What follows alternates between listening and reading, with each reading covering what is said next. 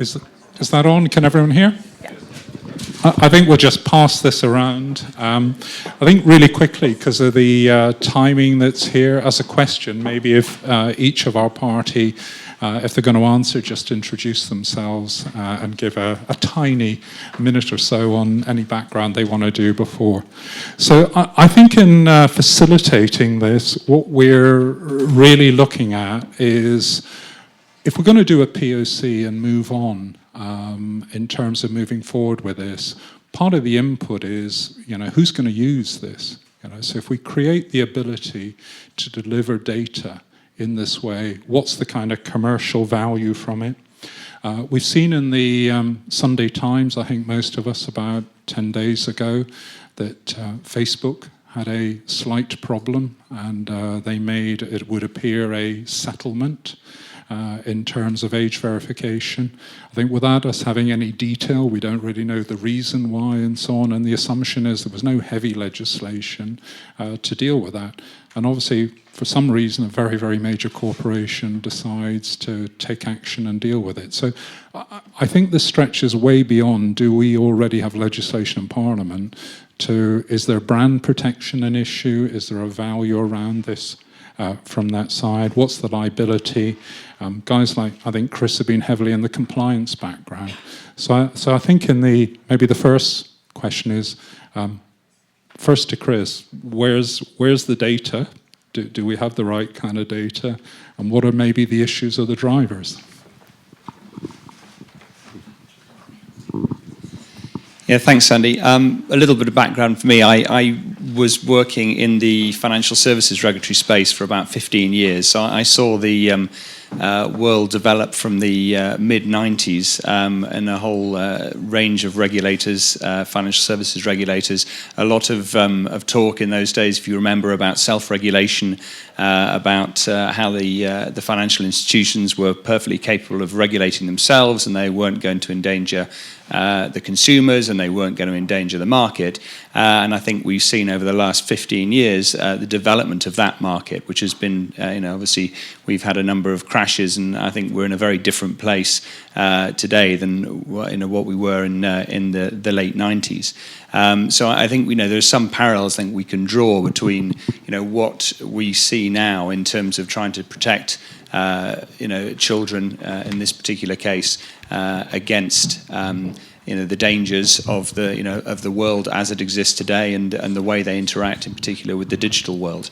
And I think the other thing that I saw as we developed the regulatory frameworks was the fact that we had very, very inefficient methods of verifying individuals. One of the biggest overheads that the financial services regulated firms face is around anti-money laundering and identification around that. And that has been, over the last 15 years, since I've been working in it, has been an incredibly inefficient market.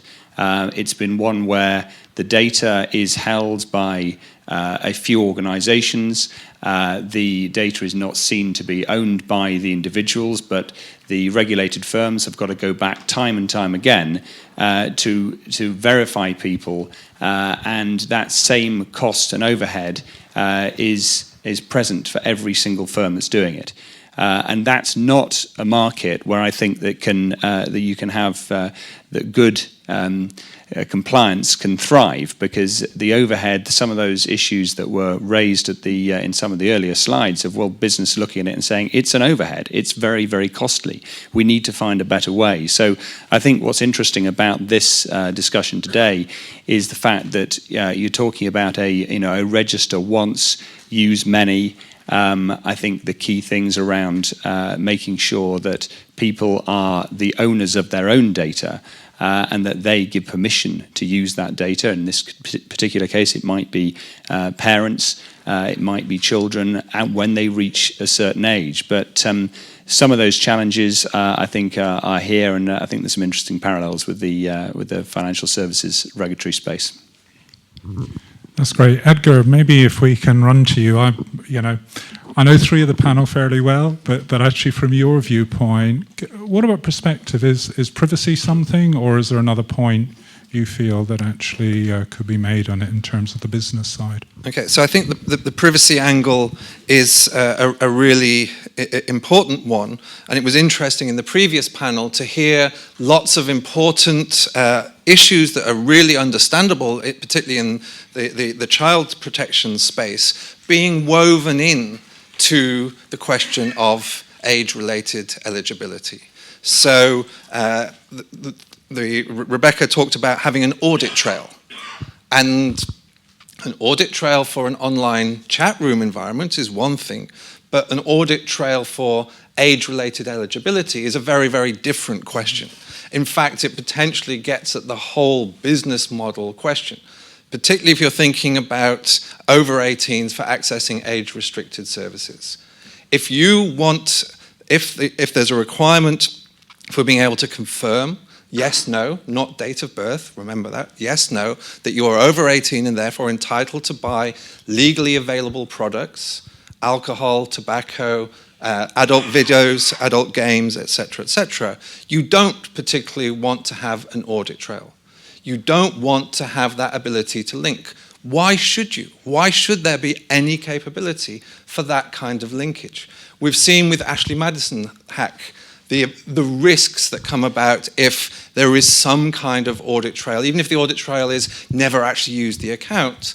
If you're building in that audit trail capability, you are going to get privacy risks and you're not going to get a huge consumer take-up. So if you want to have age-related eligibility through a token, you need to have a business model that says you're not going to make money by checking where that token is used. And there are technical mechanisms for doing that, but you don't want to start trying to monetize he bought 3 adult video games. He bought cigarettes on 2 different occasions. He bought alcohol on 17 different occasions, because it's not needed for the age-related verification, and it just adds risks and complications. And if you start trying to bring in too many of these other kinds of concerns, you have real issues. That then raises the question of, well, audit is often there for kind of checking and for trusting, which brings to the fore the question of, well, what actually is the level of assurance that you actually need? How confident do you have to be, and I think particularly for the over 18 environment, that somebody is over 18? What level of assurance? Do you want to be absolutely, purely, definitely linked to a real identity of a real person that a policeman has been and checked that they are who they claim to be? Or is there a level of good enough in terms of the level of assurance? And we haven't had any conversations yet about levels of assurance. And just one final quick point around the school pupil database kind of thing. I was at a meeting a couple of days ago where there was talk about matching school records with other government-held data for research purposes. And the suggestion there was that for a variety of reasons, including costs considerations, that the unique pupil number database has a pretty poor coverage. I've heard around 60% of school children have a properly set up UPN record. If that is the case, then you have a real question about the data that you're relying on for other services, but I'll leave it to that. I think we very good points on privacy, and we potentially need to look into that question on the UPN. I'd heard it was much higher, but actually I'm not an expert. I think interestingly, so Andy, in terms of your time, there's a couple of aspects, I think, background-wise you come in. One is around the trust framework, because I think part of the privacy issues you're raising that have been raised are part that could be covered under the trust framework side. The other is you have huge experience around the mobile side, the GSMA. So maybe you comment within that sort of context, unless there's a different point you want to bring. Yeah, thanks, Andy. So my name's Andy Rudd. I'm here on stage representing myself rather than any particular organisation. But just want to give you a bit of a flavour to my background, then give you a little bit of an answer to actually Merlin's question earlier on about sameness, which is quite important, which is just digging under, is the person that's registered with that device really the person that's using it at this point in time? So, yeah, bit of background, 15 years plus in the mobile sector, so predominantly understand identity from a mobile identity perspective, and how you use your device and how your activity on your device then gives you some proof that you are who you say you are. And really, I think as we step forward, the other word that was mentioned this morning was frictionless. If we can move towards a way of doing things which involves less registration and more analytics that sit behind what you're doing with your device, how you're doing it, where you're doing it, what time of day you're doing it, all of those together will bring together some sort of relevance around sameness. So is it the same person using a device today that registered the device 2 years ago with a certain name and address and all the bits that go with that? So certainly within some of the mobile operators, within other parts of the mobile industry, we're working very hard now on some of the algorithms that sit behind 4 aspects. So those 4 aspects, just to repeat around where they are there. Firstly, activity history. Secondly, where the activity is happening. Thirdly, what is the activity that's happening on that device? And then fourthly, when is it happening? And so if we think about age-related activity, clearly things that happen in the home and then that device then moves to a school and then moves home again. Might be a teacher, but is more likely to be somebody of school age. And so looking at geolocation and the activity happening on that device at that time can start to get you into a pretty good algorithm that can say this is the type of individual that's using that device. Finally then, Sandy, I think the question for this panel was about what's the value in all of this, and I believe the value sits behind easier transactions, but clearly with algorithms that sit behind those transactions that make it easier. I think registration gets in the way of easier transactions, and ways that we can automate that is certainly of interest to me. That's it. Pat, so one of the aspects, I know we've covered privacy. I don't know whether you want to cover into that sort of area as you have the experience in there. From your viewpoint, what's your view? I mean, there have been some great conversations today. I've been doing this for about 18 years in the fixed and mobile. And, I've given evidence against paedophiles and human traffickers and all sorts of things. So I see all sides to the fence. But something that's been missing in the debate today is the word transparency. Because I think without real transparency at a societal level, without transparency for adults, for parents and children, then we're not going to create the necessary understanding of why we're doing this and what it means. And I think that understanding is crucial to removing some of the fear and anxiety that people feel in this space about identities being tracked. And I think the more that people understand, the greater chance we have of removing those anxieties, which actually act as a barrier to engagement online. This is proven in EU studies, for example, on trust. It's proven in studies around the world. So that's something that I'd like to say. Something that I've been working on with different organizations is, yes, about mobile. So when I look at the discussions today, I'm not sure it's particularly clear what we're asking when we mean by age verification. Is it that this young person is the correct age to access a service, for example? Is it also that this person is who they claim to be, so identity? Is it that this person is then authorized to take an action that they're requesting? These are different dimensions of identity and authentication, and it's not been particularly clear. And there's something else that we've been working on, actually, which was really important in this space, is something they have. So there was a discussion earlier about OpenID Connect, and I'm very pleased to say that the GSMA, for example, has been working and taking that standard to create Mobile Connect, which is using your mobile as a way to authenticate and authorize online. And that offers some great potential. And one of those is, I think it was a presentation, maybe your presentation, where you had the next stages was obtaining mobile numbers. Because how many of you have a phone? How many of you have a smartphone? How many of you have a dumb phone? That would battery last 2 weeks, right? That's why you have it. I know, Robin. So I mean, most of us, it's the mobile that mediates. Actually, Pat, can I say something? How many kids have a dumb phone? So I think within what we're looking at with age verification. Well, mine doesn't. Many kids have, in this country, have smartphones, and in other countries too. I mean, my son's nearly 14, and just to put something into perspective here, when we talk about identity, we've talked about data protection, we've talked about privacy, there's confusingness to what they are, and they're two different things, by the way. But my son's 14, and he connects. We used to watch movies, and he used to play games online by this box, right, this little device by one of the world's biggest companies.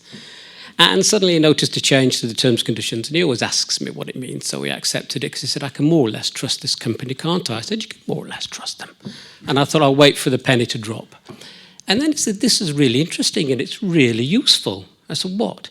He said, it's telling me what movies that I might have missed that might be of interest to me. I thought, how do you feel about that? I said, yeah, it's cool, it's interesting. He said, and they're telling me about apps. I said, how do you feel about that? I said, cool, it's interesting. And then 5 minutes later, he said, but. I said, what? He said, I can't remember them asking me to say yes to this. He said, it's a bit like stealing my personality, because what I watch and what I play says an awful lot about me. And he's only 14. Now, I think when I look at the use of information about pupils and students, and I think you had somewhere, and I looked at one solution online the other day, and I was a bit concerned when I saw that, in fact, you could sign up using a social login. I think Robin's quite right, that the fundamental premise of a social login is that you monetize the data that sits behind that login and the activities. So actually, what is required is something that's far more privacy respective and far more privacy protective. And so the solutions we've been working on is taking the concept of privacy engineering right down to basics. And the engineers that I've been working with really get what this means and really gets the fact that you don't need to be identifiable for there to be risks to you as an individual. Because it might be, for example, that some of the solutions use a synonymous customer reference or identifier. Well, that might be persistent. What does that mean? Does that mean that it's going to be persistent just with that service provider or across service providers? Does it mean that the PCR, the synonymous customer reference, just becomes another means for me to be tracked across services? So to take the issue of trust frameworks, actually it needs more than just a piece of paper that I've seen.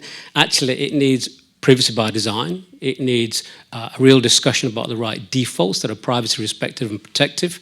And it also needs real accountability. Now, I looked at a document this morning which was quite refreshing, and it's a company that is trying to provide identity solutions in the education space. And it begins with something and a set of principles I wrote for a global identity solution, which puts individuals right at the heart of it, and which is that individuals have the right to choose when, how, and if their identities will be presented online, and will be able to choose what information is used in the presentation of those identities. And this document actually says, right on front of the stamp is giving individuals, initially students in brackets, control of their data, identity, both to enhance their privacy and convenience and to derive efficiencies. And I think that's quite a good premise to start with.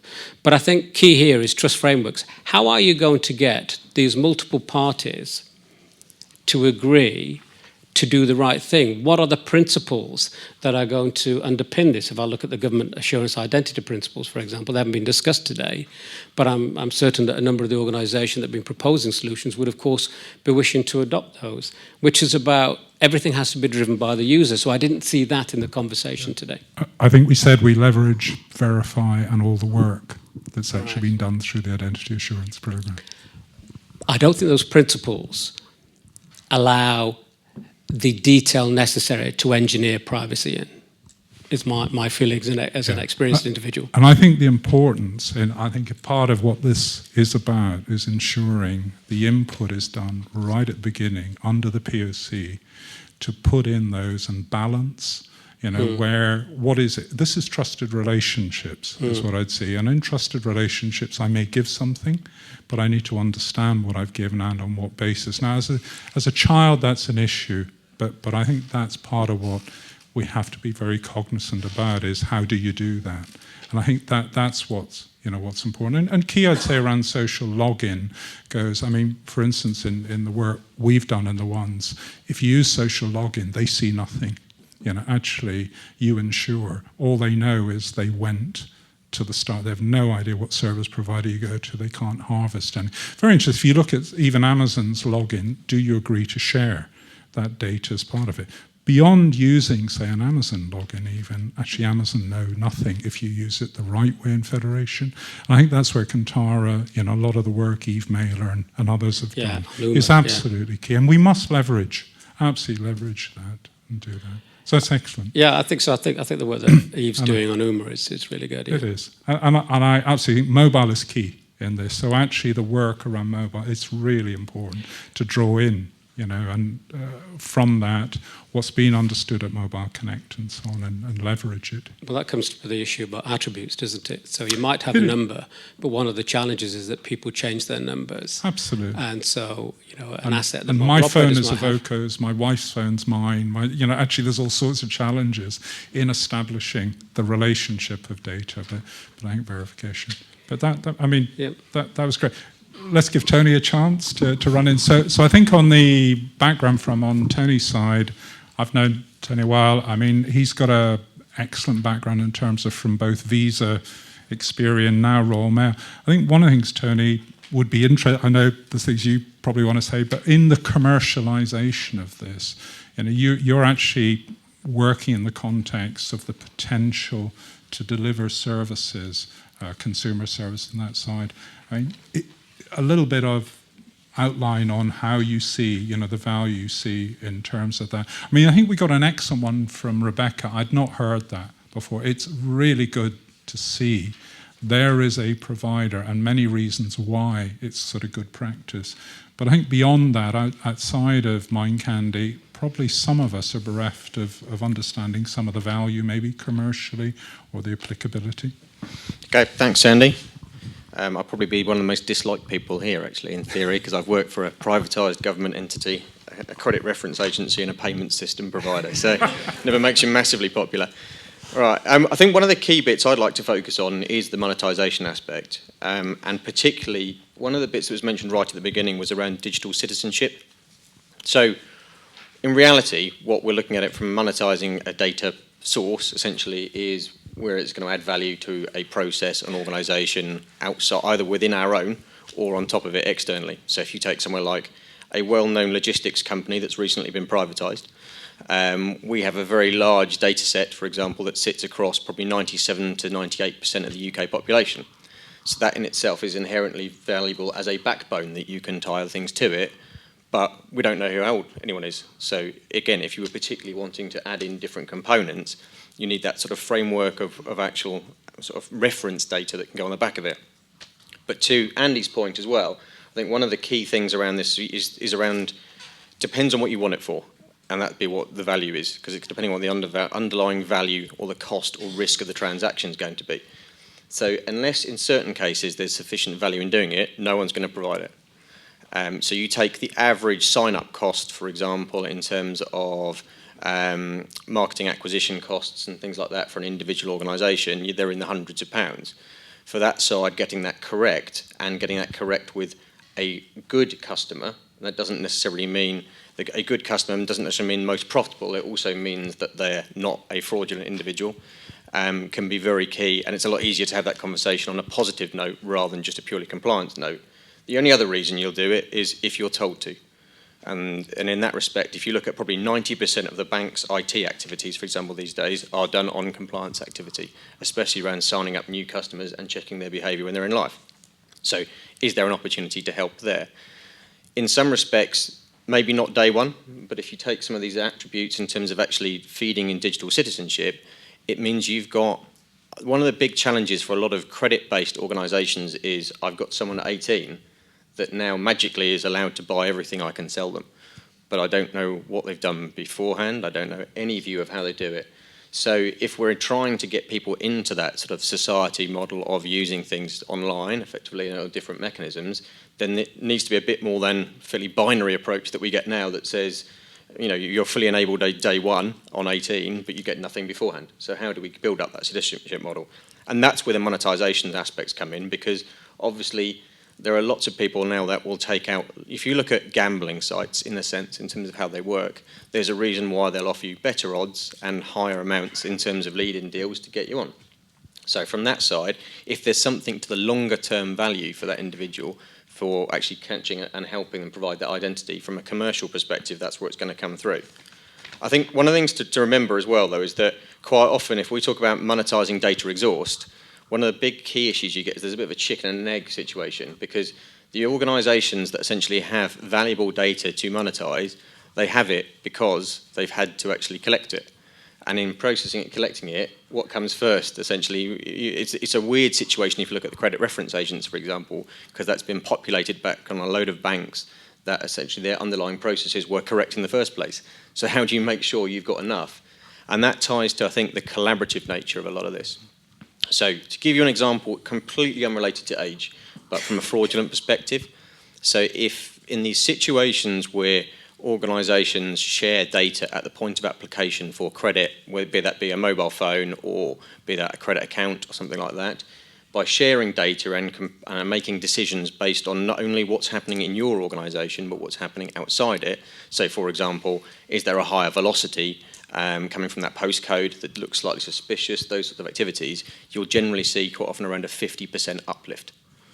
So that's pretty significant in terms of just the general principle of value of actually combining things together. And that talks slightly almost to the anonymity point as well, because if I can start to look at it much more on a behavioural aspect based on what larger groups are doing, that becomes less important essentially of who the individual is from a pure compliance standpoint. So I think purely from a monetisation side, you're looking at, essentially it's can it be used in a wider context and pulled together, but also is there an opportunity essentially to use this as a sort of a growing up identity that could feed into something like, in the government sense, one of the challenges we're going to have launching into the Verify service is it's great for the 60% of the population that have a great credit record, or a credit record essentially. How we're going to repopulate some of the other 30 to 40% on the back. And I think key in that is there's got to be a different use in terms of this for government, where I might, I need to potentially give information that the privacy nature is different with my relationship for government services and so on. So any service provider is doing that, there's potentially a different set of rules. I mean, I'm going to open it up. I promise Rachel will be pretty quick. I mean, one thought that actually just struck me that I can share with you was on this age verification. So if you're just registering for a site, my granddaughter, who's 5 years old, actually said to my daughter, Mummy, I've signed up for this site. I found a pair of red shoes that are really like the ones you have. I really want to get them. Do you think it's a good idea and so on? My daughter said, well, okay, so do you need me to enter, credit card payment details and so on? She said, no, it's no problem. I have Daddy's credit card details, including the security code and the words. And she age verification right the way through. At a 5-year-old, I mean, this is going all the way down. So I think on a value, can I open it up? Any difficult questions for our panel? Do you need a mic? Do I need a microphone? Okay. Does anyone think this is going to work? On the door here, there's a sign saying, please don't bring food or drink into here. And I noticed, looking around, naming no names, there is food and drink in here. So there is some level of security on this door that sort of stops people a bit. But you're going to be stopping teenagers getting access to porn. That's going to be your job.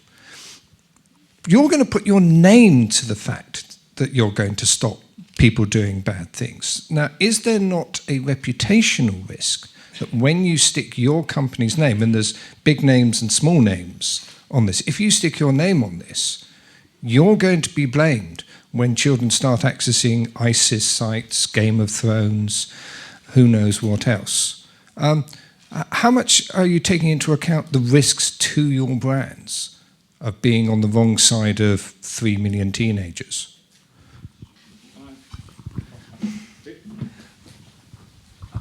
If I can say in one point, I don't think any of the brands have actually said, or there's a proposal for them to stand up, risk their brands. At the moment, this is about the potential to age verify, probably in principle to those sites, like the porn sites and so on, who want that. And at the moment, unlike, say, the Verify program, when Royal Mail, GB, Equifax, Experian and others have signed up, and they're putting their brand to government services. I think that's key. I think, Tony, you can probably confirm around the issue. It's more, I would have seen it's more about Royal Mail may wish to consume the attribute, not actually that Royal Mail is going to provide an access to porn sites. Is it time for lunch yet? No. I think from a reputational standpoint, it's a good question, because we have the fundamental, I'll take Verify as an example, just the general validation of identity, right? But that answers in some respects the same challenge. In doing so, we have to ensure we're compliant with varying different regulations on the back of it. What this is doing is saying, yeah, there is a challenge on the back in terms of entering into it. If you look at, it's the same challenge, to be fair, that the card companies have in terms of taking payments, in the sense that how do you allocate the risk profile? Just because you're involved in authenticating someone, you may hold the liability, you may pass off the liability, but ultimately the Daily Mail will probably come after you if they can. Yeah. So the argument was made earlier on about chip and pin and the shift of for the liability standpoint. That's true, but that didn't remove the reputational risk that someone could wipe out your entire customer base just by going, actually, evil HSBC, Barclays, Royal Bank of Scotland, whomever, they've just stitched me up and left me with a huge bill of £20,000 just because someone happens to compromise my PIN. So yeah, it needs to be taken seriously very much before any brand's going to risk it. But...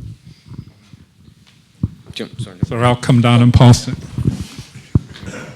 And I think the other part of the problem, so there's a reputational risk for attribute providers, and that comes to the level of assurance that's required and the liability model, which we've seen in the Verify kind of question. And it's a different question, because I suspect that the level of assurance for, we are reasonably confident that this person is over 18 in order that they can buy alcohol, is a slightly different liability model than we are reasonably confident this person is who they claim they are, and we're going to give them access to their tax credit record. So I think there's a different version of the issue. But I think the other part of the elephant in the room is that if you are an adult services provider, not a supermarket selling wine deals for the weekend, is what are the incentives for them to take up whatever is mandated, so you can have a fantastic tokenization process of, here, if you use this, people will definitely take up.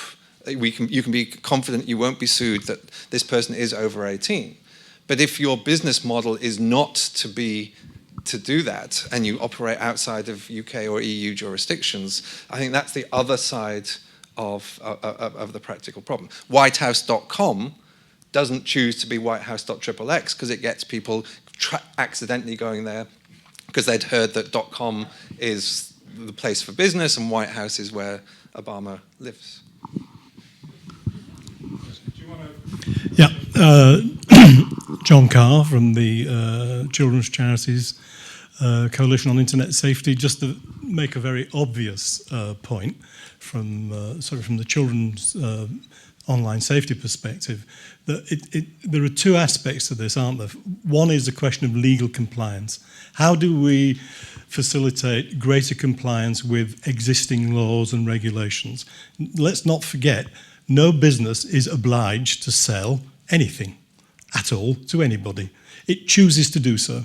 Now, we know, as a matter of fact, that many businesses have chosen to sell things online, even though they know they've got a legal obligation not to sell it to people below the age of 18. They've nevertheless chosen to sell and provide that service without any mechanism whatsoever, historically in some cases, for trying to ascertain whether or not they are able to meet that legal obligation. And we're beginning to see that that will change in the case of the porn industry. I was very involved many years ago when the Gambling Act was going through Parliament, a gambling bill as it then was, in lobbying to secure the law which subsequently compelled all of the gambling sites to introduce age verification systems. We'd been to see them before because parents had come to see us telling us that their 12 and 13-year-old kids had been diagnosed as being gambling addicts. So we went to see all of the big gambling companies and said to them, you know, you're not supposed to let anybody bet if they're 18. And they all said pretty much the same thing. We take this very seriously. We're doing everything we can to try and keep youngsters off our sites. And actually none of them did anything. Well, actually, it's not literally true. One or two, for example, wouldn't allow people to use solo cards because they could legally be used by under 18s. But the truth was, the online gambling industry didn't address the issue until a new law was passed which specifically required them to do so. There are a number of other industries, and the porn one is the one that people speak about most, that have not yet crossed that threshold, and in my view, probably won't until they are legally compelled to. And to go to your point about overseas sites, the answer to that, in my opinion, is very simple. Go after the money. Go after the payment mechanisms, because none of these porn sites are philanthropic in nature. They are all businesses, and if they can't collect money or revenues in some way or another, they'll stop doing it. So I think all of the other things, the sub-18 stuff, that's a very wonderful thing to aim to do, and I hope we will be able to do it, but I don't think we'll be able to do it very soon. Nevertheless, having said that, I think until we've solved the 18 question, the legal compliance issues, I'm very sceptical about the speed with which we're likely to move in relation to things where there is no law at all requiring anything to be done, and unlikely to be. And by the way, let's notice who's not in the room. Facebook, they're not here. I don't think Google are here. I don't think any of the major social networking platforms are here. Those businesses, if they had an appetite to solve this problem, it would already have been solved. They don't, and the question is, how are we going to move them towards that position?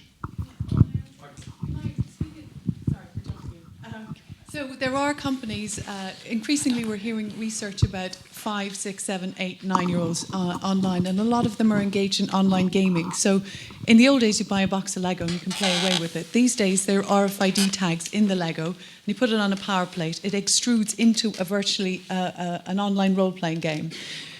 Disney, so it's a new marketing sector. In 2013, the revenue from it was 1.3 billion. In 2018, it's expected to be 7.4 billion. There's 365 million children aged between 6 and 12 in the UK who are interested in these games. The companies that are running these games are Disney, Activision, and Lego. They are actively seeking solutions to make sure that they can mitigate the risk to young people, because what you have in that situation is younger kids using these gaming platforms, and then the gaming platforms are using social media strategies to engage them on platforms such as Twitter, Snapchat, Instagram, and Twitch to drive engagement. So these companies, Facebook's not here. Thank you for pointing that out, John. But you always need to look at who is going to drive the agenda, and the companies that are going to drive it are those that are serving games online to 5 and upwards, 5 and 12, and they're the ones that are actively seeking solutions. Actually, if I can give, because 1 minute, Pat, I want to give Pat a second, but if I can just say, one of the reasons for using OIX is players like Google come through that, actually monitor projects and everything in there. So I've had involvement with Google. I don't think they're not there. They're waiting to see potentially what could be done to add potentially for that sort of side of it. The other bit is I think we should take a lot of harm, Moshi Monsters, in terms of what they're doing, and Rebecca said on there, she doesn't really have to do it, but they want to do it. So I think part of our reach out is who else wants to do it and the momentum. So we're aiming to do something now. So you can be skeptical, but I think we are aiming to do something now. Pat, you wanted to make a comment? I want to very quickly to John's point that there was a case in Northern Ireland, John, that's still ongoing, will be finished very shortly, where parent and minor versus Facebook, where daughter was online engaging and was preyed upon, if you like, where the judge in that case said and admitted that there were no efficacious age verification processes in place today. And that was the judge. And I think that's one of the challenges we have to work at. But I would also say that, the world isn't all about porn. Teenage boys might think it is, but it isn't. And, some of the solutions we're working on is whereby you can use the mobile to help control access to age-related services, where parents, for example, could approve a request from the child's device, from the parent's device, to access services. But how do we do this in a way that doesn't make the child an object of surveillance?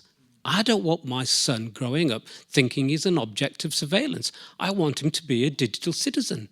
I want him to understand and have fun and explore and make mistakes. Yes, but be protected against those really bad things too.